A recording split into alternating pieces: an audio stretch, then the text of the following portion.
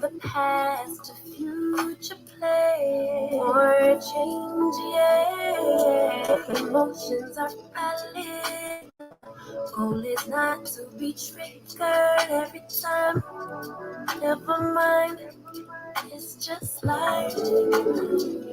It's okay for my sanity to choose perfect peace and now forever and always be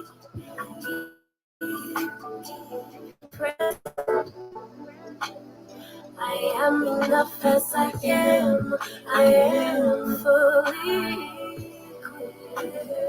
Even when the time the currents start to shift, I am adaptable. I am adaptable. Let it go, let it go, let it go, let it go. Aside from me to be grounded. Balance between problem solving in the universe working itself out. All that I have, all that I need, but to realize that I can't doubt.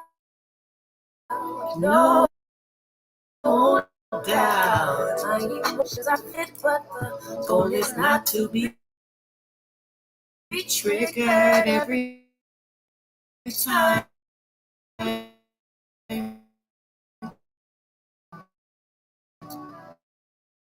Never mind, It's just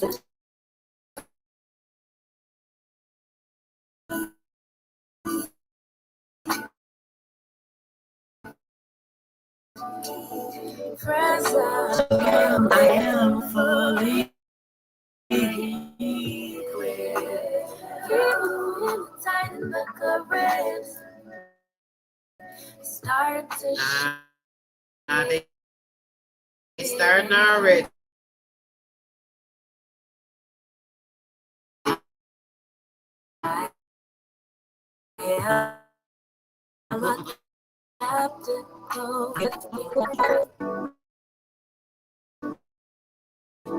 I honor God when I honor me.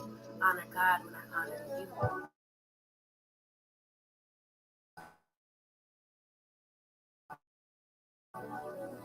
You honor God when you honor.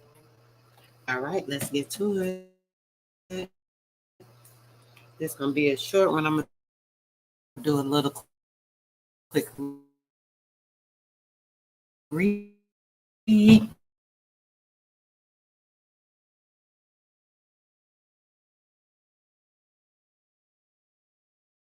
Start here. What I am reading to you guys is Reaching Just Settlements, land claims in British Columbia, which we know was here as well, right? Another factor was the development of a much more active opposition stance on the matter shortly after the Reaching Just Settlements conference. You guys can look that up. Reaching Just Settlements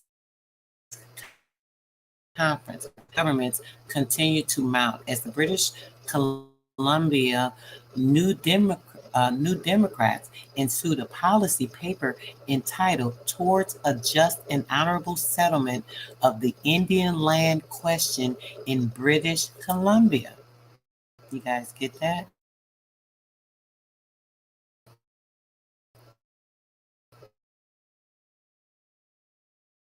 Let me see if I can highlight. No, the paper was called, it was a policy called Towards a Just and Honorable Settlement of the Indian Land Question in British Columbia. The party committed itself to a 5-point program. One was recognition of Aboriginal title and Aboriginal people's inherent right to self-government. Our inherent right, you mean we have an inherent right? Of course.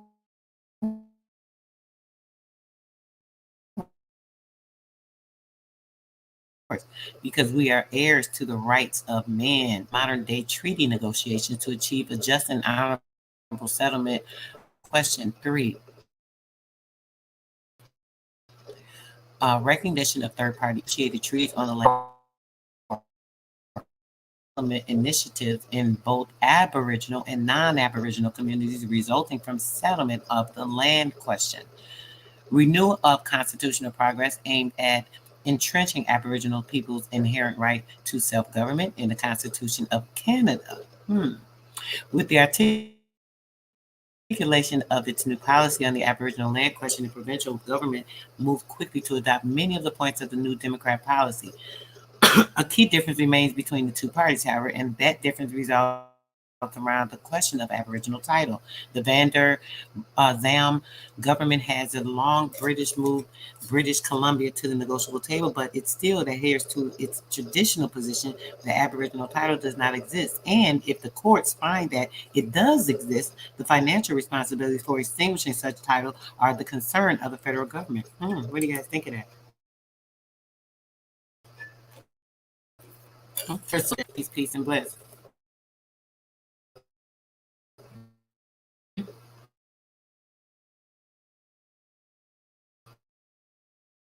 Let's see here. With the articulation, you guys get that? It's I want to read this part again. The Vanders at long last moved British Columbia to negotiate a table, but it still adheres to its traditional position that Aboriginal title does not exist. And if the courts find that it does exist, the financial responsibilities for extinguishing such titles are the concern of the federal government. Oh, so that's who extinguished the title of Aboriginal, the federal government, not surprising, right? Provincial negotiations and eventual settlements have become a matter of political necessity and a key to economic certainty. For the Aboriginal people, negotiations and settlements are more than that. They are about recognition of their historic presence in a land that came to be known as British Columbia. Long before the settlers of the 19th and 20th century came to it, and recognition that they have a special and unique claim to the land, the provincial government wants an accommodation. The First Nations want much more. They want an accommodation based upon recognition. They do not they do not want an accommodation based upon acquiescence or assimilation into what is for them in many ways a foreign order of things. Of course, the relationship between recognition and accommodation is just one part. If a fundamental part of the debate of the Aboriginal land question of British Columbia today, and there, as you guys know, British Columbia that's America too. Canada, this is still all America.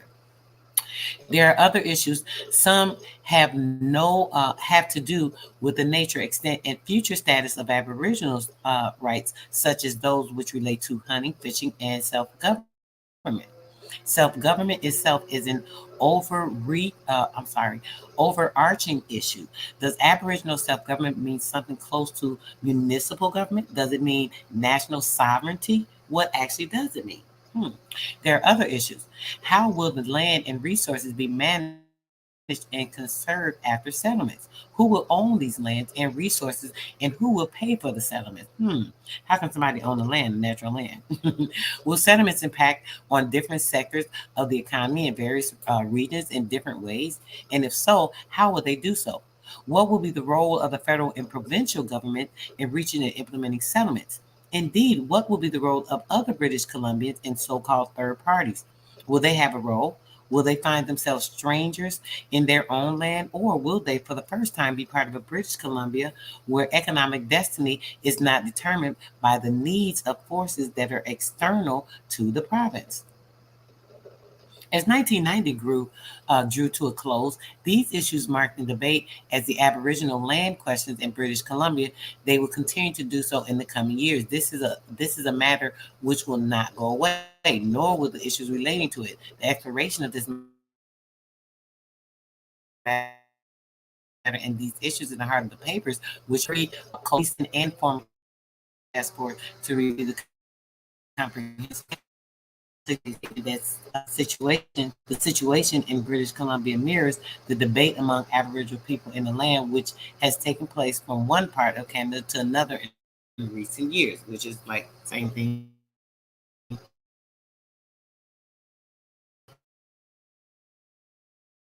here. May as well say America. in place of Canada, British, whatever. More negotiation process and likelihood of settlements and possible shape of these settlements and the roles that Aboriginal people, obviously play. Excuse me. The federal and provincial governments and other take in negotiating and achieving these settlements. These are the themes of reaching just settlements. This volume is extended to spur discussion and thought about the complex issues which characterize the debate around the Aboriginal land question. Today, this is what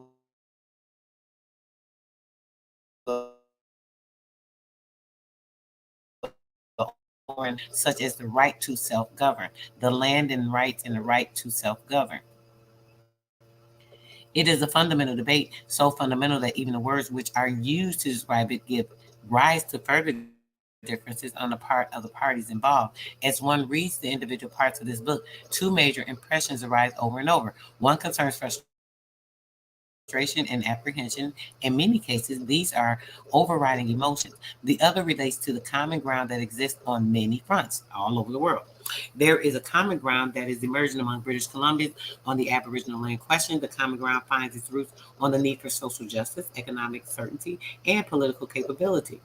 To meet and resolve a matter as outstanding as this one, if reaching just settlement can help to eliminate this common ground and to sharpen an understanding. Uh-oh, where did I go? Where did I hit that? Wait a minute. Difference of the part. Read the individual parts. Okay. I don't even know where it's at. Okay, this common ground is justice, economic certainty, and political capability to meet and resolve the matter of outstanding. This is reaching settlements. Okay, and its purpose, the acknowledgments. The Reaching Just Settlements Conference was held at the University of Victoria in February of 1990. This book contains the proceedings of that conference. Many individuals and organizations are to be thanked for their contributions to this endeavor. The University School of Public Administration and Division of University Extension and Community Relations sponsored the conference and provided some of the seed funding for this volume. This sponsorship was undertaken in collaboration with the Center for Indian Training and Research, and the Institute for Research on Public Policy. Each of these organizations made a valuable contribution to the conference. They are to be thanked. The Conference Planning Committee played a very active role as it laid down quite stringent guidelines concerning the organization and the substance of the conference, and then to a person took part in it. This committee consisted of Frank Cassidy, conference moderator of School of Public Administration, the University of Victoria; Clarence Absotton, headman, Treaty 8 Tribal Council; Rod Dobell, president, Institute of Research for Public Policy, so on and so forth. A few other people, we don't got to name all these people. Nations of the South Indian Tribal, the the Center for Indian Training, Indian Training. Why would you need to be trained to be an Indian if you're a damn Indian? That don't make no sense to it. Let me check. Nona business, people through. Dee Dee, what's going on, sis? Elizabeth, hold up. Comments are stuck.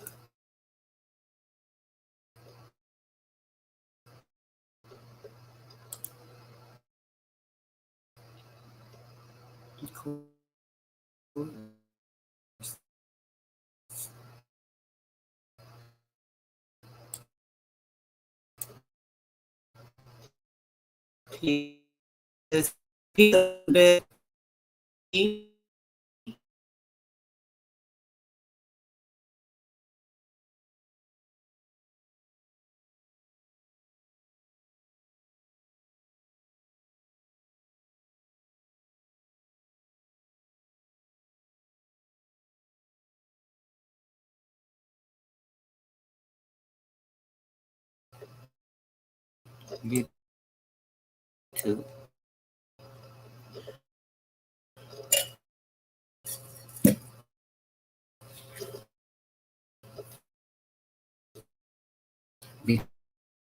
because this let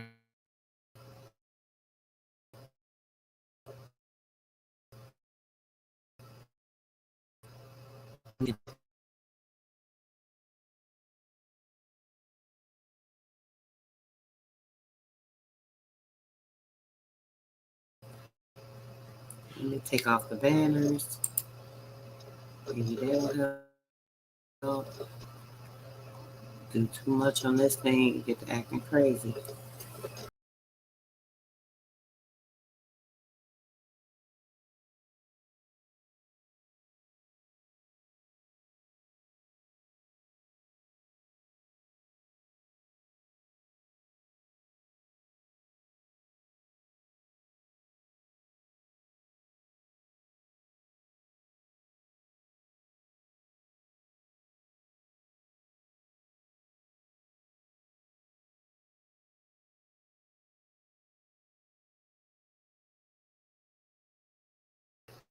This be doing me so dirty.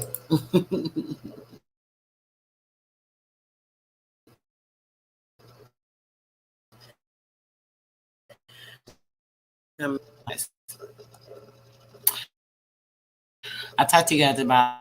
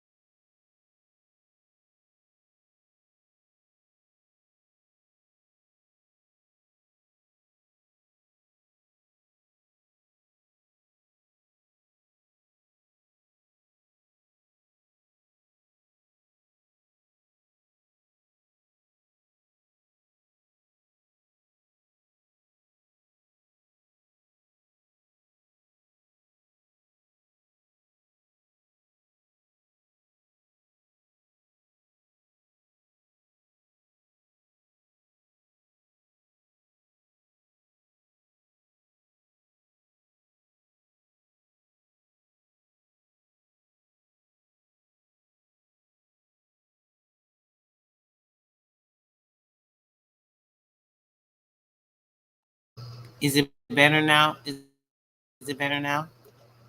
Okay. I'm gonna just read it. Don't tell me I was muted. Was I just muted? I really literally just read the whole piece. Did you guys hear me or no? Don't tell me I was muted all that time. I had to read it over. I will, but did that just happen? If you guys heard me, press one if you heard what I was just reading. If not, I'm going to read it over again because it's important.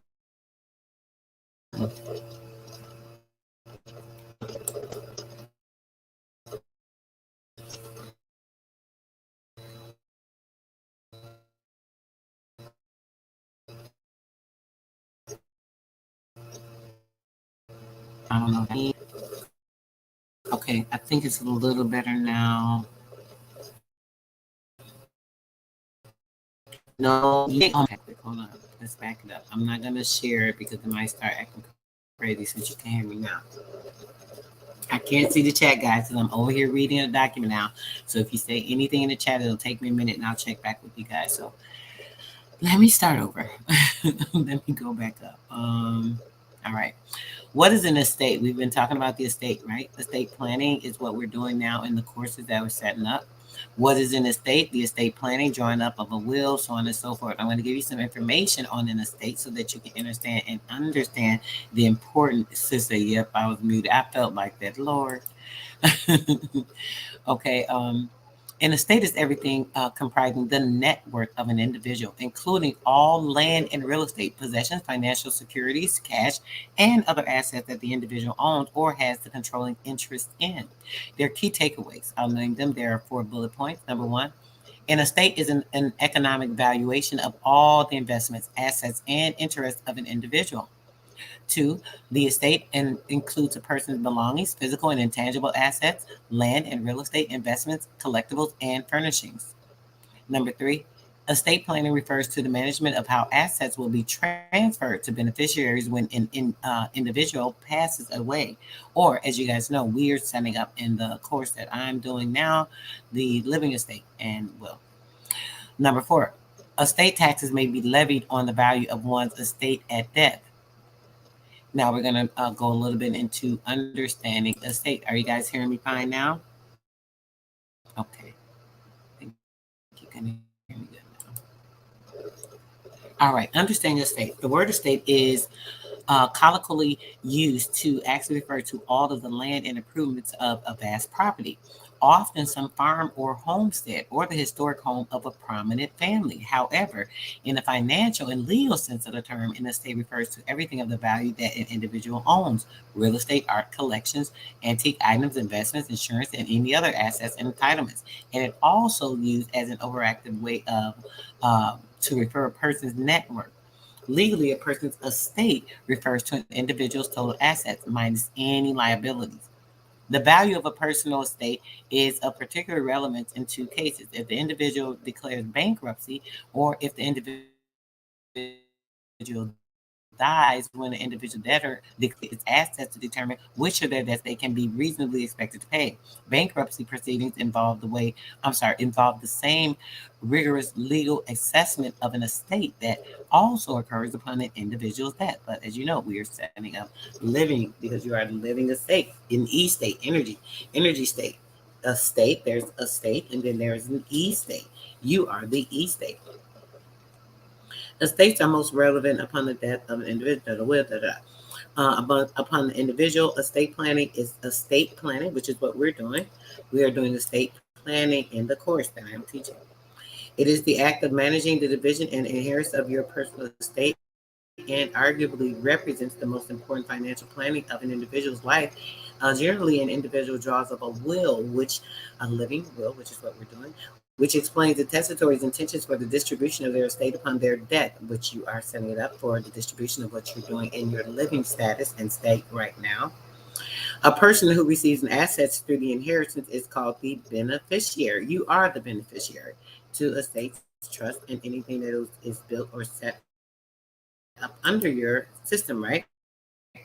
How estates are divided. In almost all cases, estates are divided among members of the deceased families or the living family. If you're operating under a living estate and trust, then all of your trustees, which would be your children, grandchildren, depending on their roles up under your estate planning, and you would have them operate under the rules and guidelines.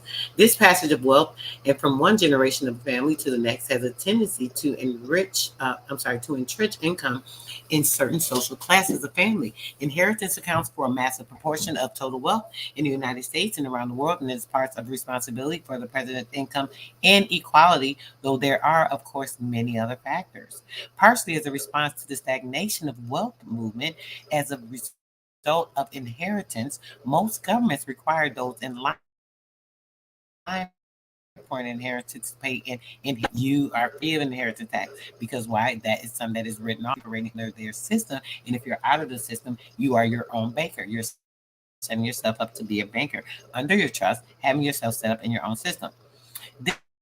This tax can be very large, sometimes requiring the beneficiary to sell some of the inherited assets to build.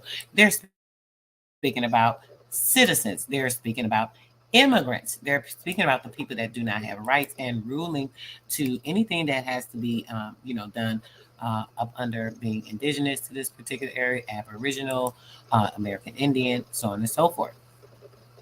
Important note they have here. In the U.S., if the majority of an estate is left to a spouse or a charity, the estate tax is generally lifted. Okay, it is generally advisable for both the individual drafting the will and the beneficiaries of an estate to employ the services of an estate's attorney. The inheritance taxes are notorious for the complexity and the exorbitance, and the use of an attorney helps to ensure that our inheritance taxes are paid correctly. That's something you have to do as well. When you're a private banker, you have to do what? You have to balance the books. You have to make sure that you're taking care of everything correctly, so on and so forth. All right. We'll get this other document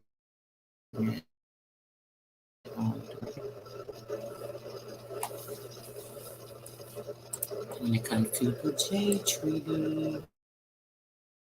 Let's see. I don't want to share. I'm hoping I'm not going out. Let's just make this work right quick. Let's see. I'm gonna try so you guys can get a better understanding of how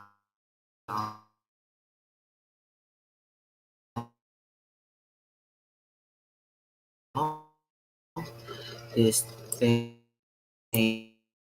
was like. Let's see.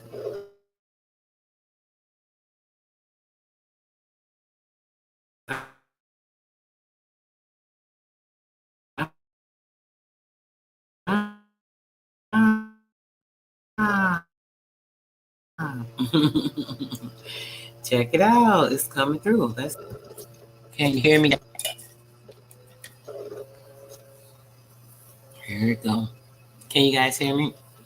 Can you guys hear me in the chat?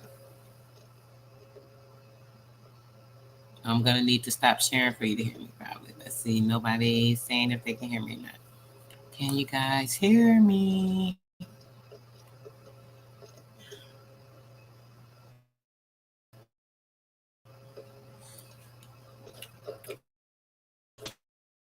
Oh, hear me.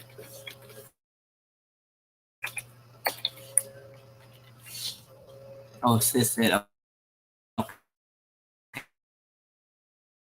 great.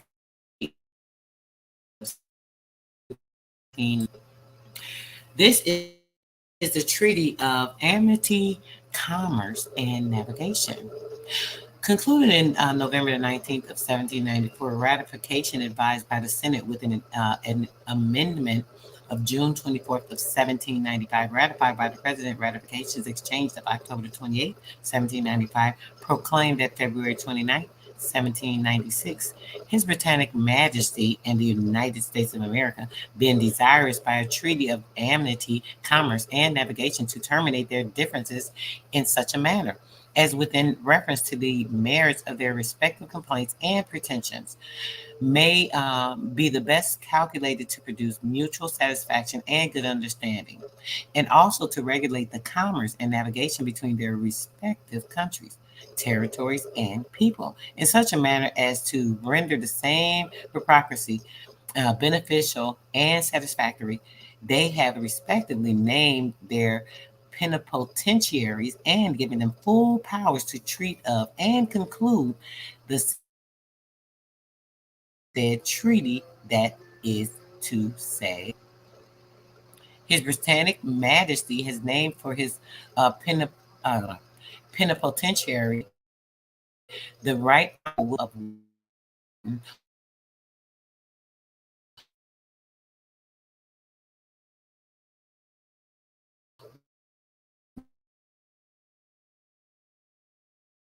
one of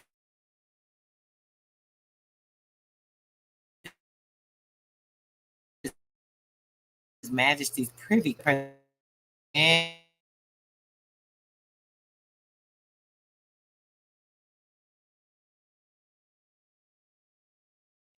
into these articles. Let's see if you guys can even hear me. Can you guys still hear me? Yes? Still great? Oh, so one. There should be a firm, inviolable, and universal peace and the truth and sincere friendship between His Britannic Majesty, his heirs and successors, and the United States of America, and between their respective countries, territories, cities, towns, and people of every degree, without exception of persons and places. Oh, it said what? There should be a firm and sincere friendship between His Britannic Majesty, his heirs and successors, and the United States of America, and between their respective countries, territories, cities, towns, and the people of their decree, of every decree, without exception and persons of places. So, oh, that tells us there is no racism at that time. His Majesty will withdraw all his troops and garrisons from all posts and places within the boundary lines assigned by the treaty and of the States. This evacuation shall take place on or before the 1st day of June, 1600.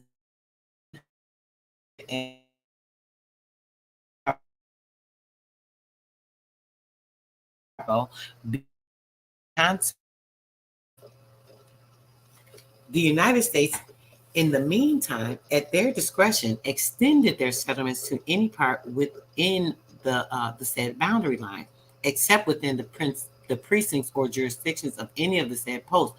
All settlers and traders within the precincts or jurisdiction of the said post shall continue to enjoy unmolested all their property of every kind, and shall be protected therein.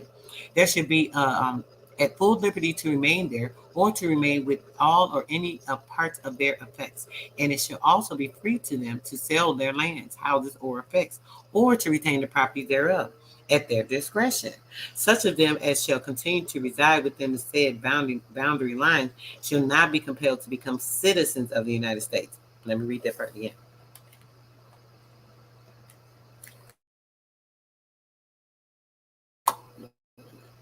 Mouse acting stupid. Such of them shall continue to reside within the said the boundary lines, and shall not be compelled to become citizens. They shall not be compelled to become citizens allegiance. No pledging of allegiance, you guys. Take any oath of allegiance to the government thereof. Let me put this in the chat for you guys.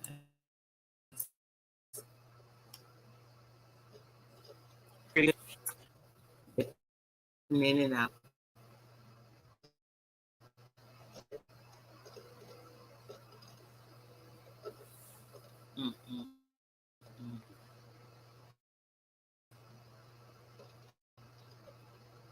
Hey guys, you can hear me. I'll end this shortly in a few about 20 minutes because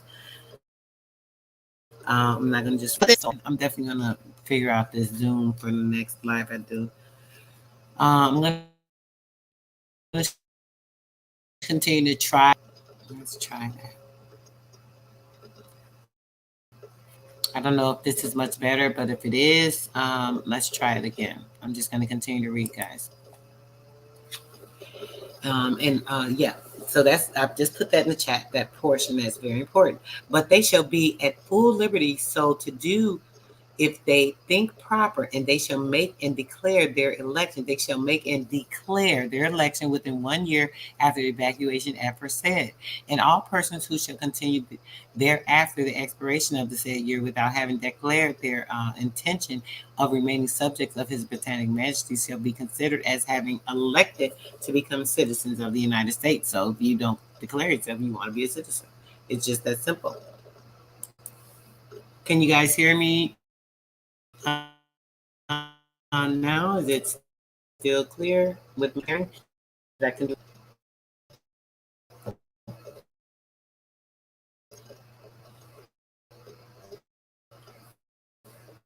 I see you guys.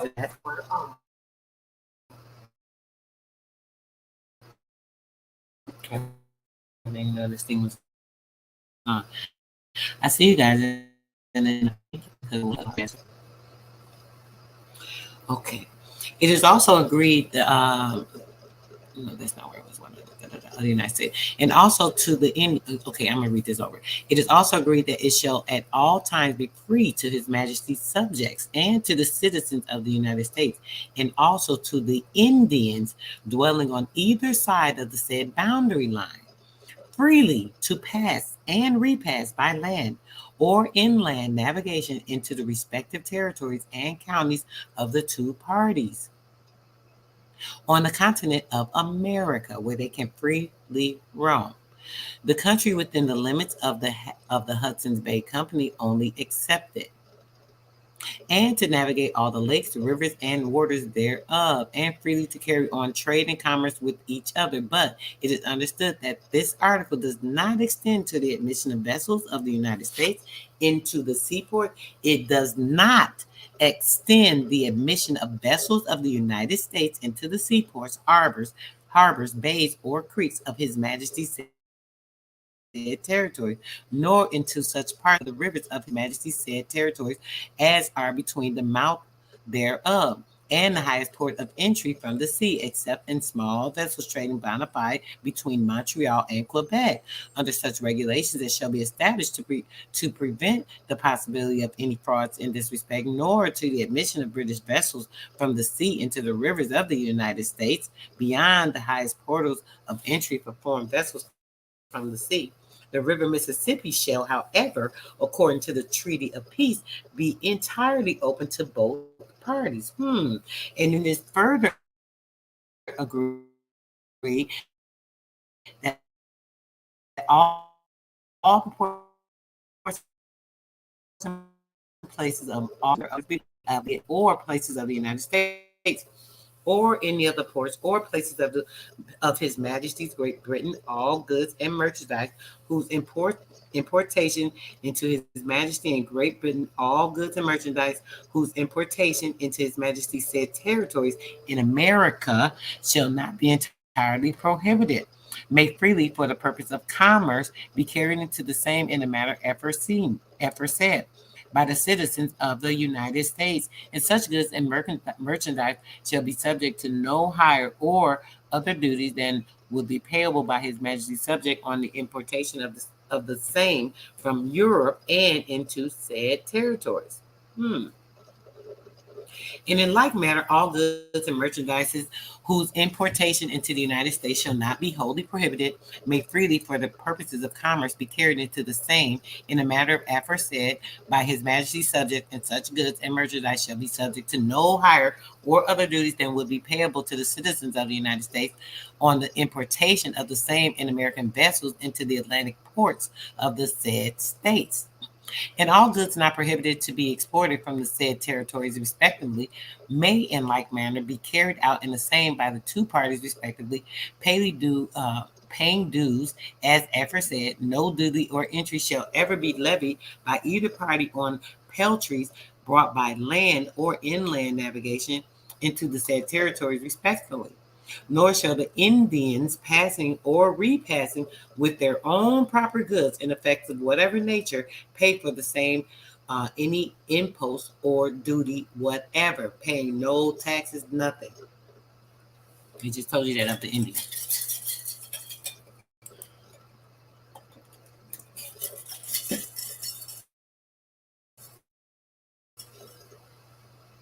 Continue on. Okay. But goods in bales or other large packages unusual among Indians shall not be considered as goods belonging bona fide to the Indian. No higher or other tolls or rates of ferriage than what are or shall be payable by natives. Y'all hear this shit, right? By natives. I'm gonna sit that there for a minute. Hold on, y'all. Give me 2 seconds. I really gotta take like 1 minute real quick. I'll be right back.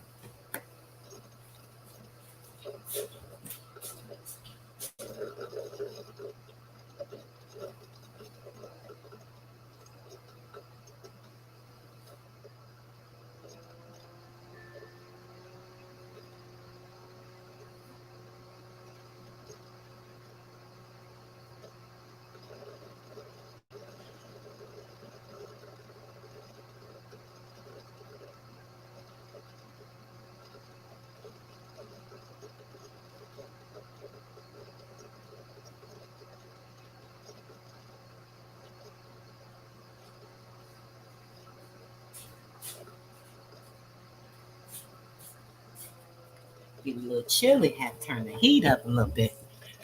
All right, guys, let's get back to it.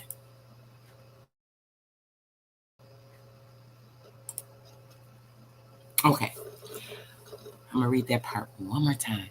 But goods in bales or other large packages, unusual among the Indians, shall not be considered as goods belonging bona fide to Indians. No higher, no higher or other tolls or rates or ferrage than what are or shall be payable by natives, not Indians, but natives. Who they talking about? The nativity people, right? Y'all know who the nativity people are, right?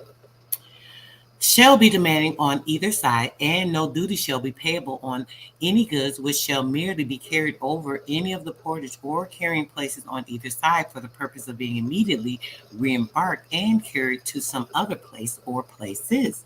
But as by this stipulation, it is only meant to secure to each party a free passage across the portage on both sides. It is agreed that this exemption from duty shall extend only to such goods as are carried in the usual and direct road across the portage and are not attempted to be in any manner sold or exchanged during their passage across the time, and proper regulations may establish to prevent the possibility of any frauds in this respect.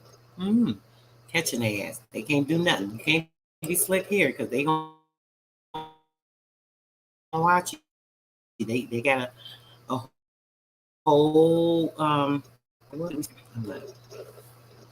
as this article is intended to render in a great degree the local advantages of each party common to both, and thereby to promote a disposition favorable to friendship and good neighborhood, it is agreed that the respective governments will mutually promote this amicable intercourse by causing speedy and impartial justice to be done, and necessary protection to be extended to all who may be concerned therein, their own people, of course. Article 4. Whereas it is uncertain whether the river Mississippi extends so far to the northward as to be intersected by a line to be drawn due west from the Lake of the Woods, in the manner mentioned in the Treaty of Peace between His Majesty and the United States. It is agreed that measures shall be taken in concert between His Majesty's government in America and the government of the United States. Do y'all hear that? I want to make sure you guys are hearing that. It's telling you the two separate governments. I want y'all to see this piece. So let me share something.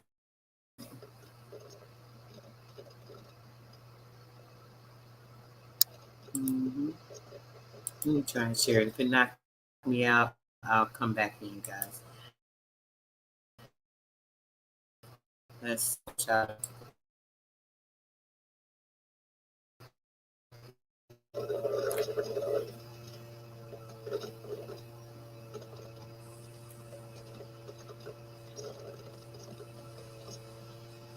Okay. Let's see. Is it sharing? Yep.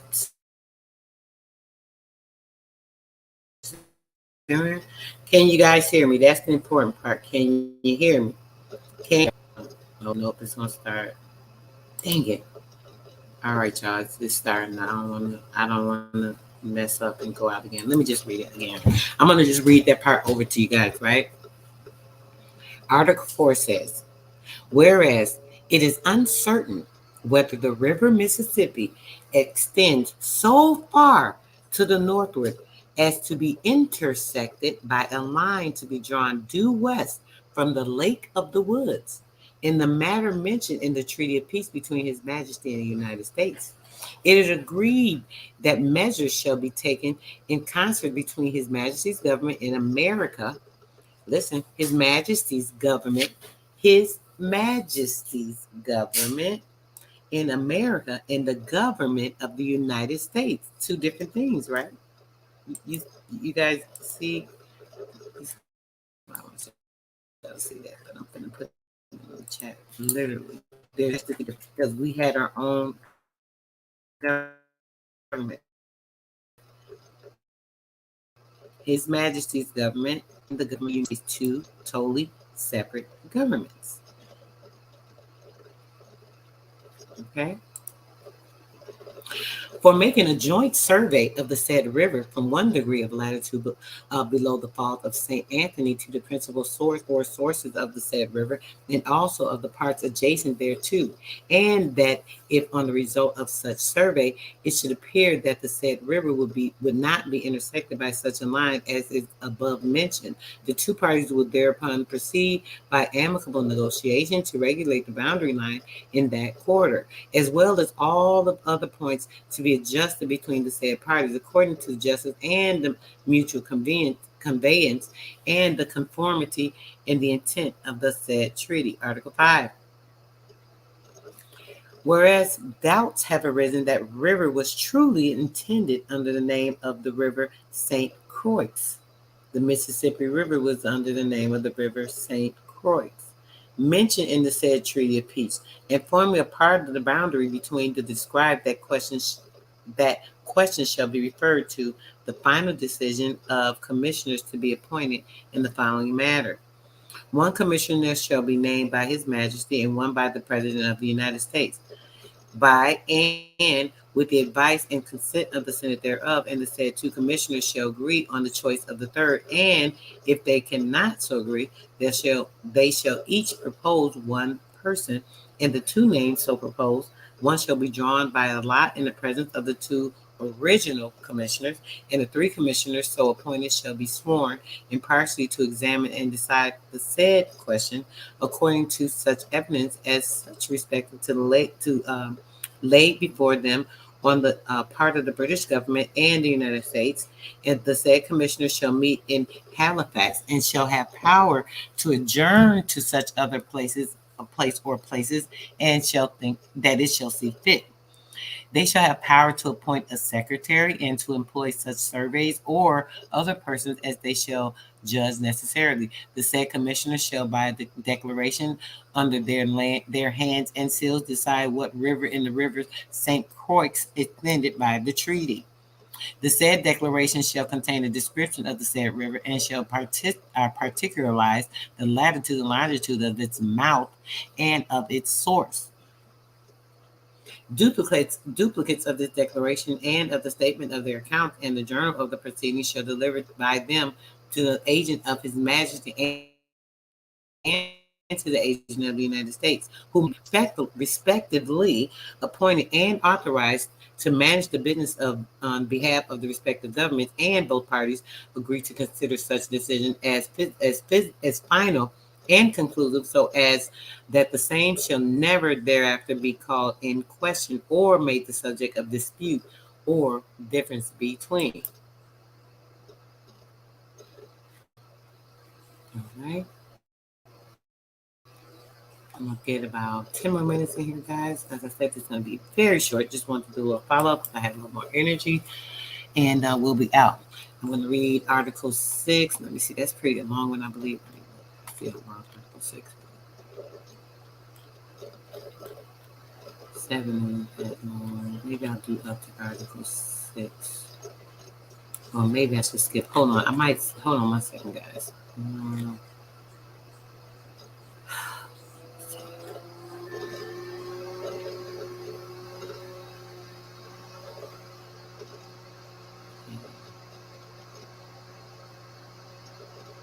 Okay, I'm going to go up to Article 13. His Majesty consents that the vessels belonging to the citizens of the United States of America shall be admitted and hospitably received in all the seaports and harbors of the British territories in the East Indies. And the citizens of the said United States may freely carry on a trade between the said territories and the said United States in all articles of which the importation or exportation respectively to or from the said territories shall not be entirely prohibited, provided only that it shall not be lawfully for them in any time of war between the British government and any other power of state whatever to export from the said territories without the special permission of the British government there any military stores or naval stores or rice. The citizens of the United States shall pay for their vessels when admitted into the said ports No other, or that's the $5 they're paying, I think, or higher tonnage duty than shall be payable on British vessels when admitted into the ports of the United States, and they shall pay no other or higher duties or charges on the importation or exportation of the cargo of the said vessels than shall be payable on the same articles when imported or exported in British vessels.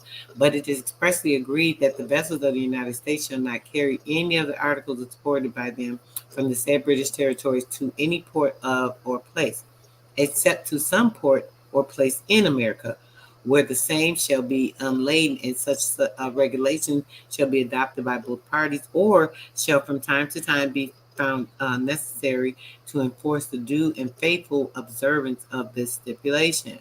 It is also understood that the permission granted by this article is not to extend to allow the vessels of the United States to carry on any part of the coasting trade of the said British territories, but vessels going with their original cargoes or part thereof from one part of the discharge to another are not to be considered as carrying on the coasting trade.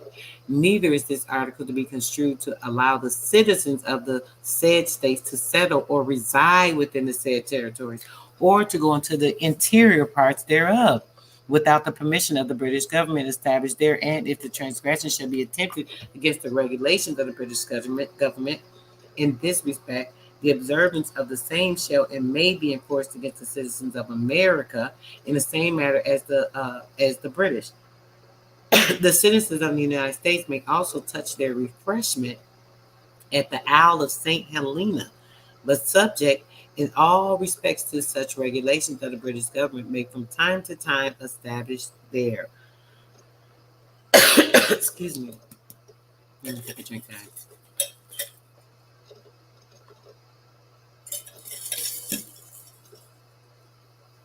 I want to read another thing. Hold on. The people inhabitants of the two countries, this is out of Article 14. The people and inhabitants of the two countries, respectively, shall have liberty freely and securely and without hindrance and molestation to come with their ships and cargoes to lands, countries, cities, ports, places, rivers, without the means and territory aforeseen, to enter into the same, to resort there, and to remain to resort there without any limitation of time. Also to hire and possess houses and warehouses for the purposes of their commerce.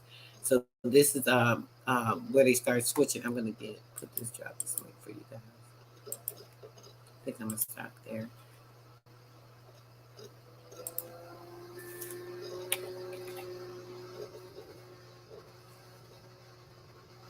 All right. Grab this link, guys, so you can take your time and read this on your own. I'm about out of here. There's quite a few articles. Oh my gosh, it's like this thing has it's like 30, no, it's not 31 it's 20 something. Let me see. It's got additional articles as well. Letter from Thomas Jefferson to George Hammond in here. It goes up to Article 28, actually. Article 28. And you also can get the letter from Thomas Jefferson to George Hammond from Philadelphia, in Philadelphia, September 5th, 1793.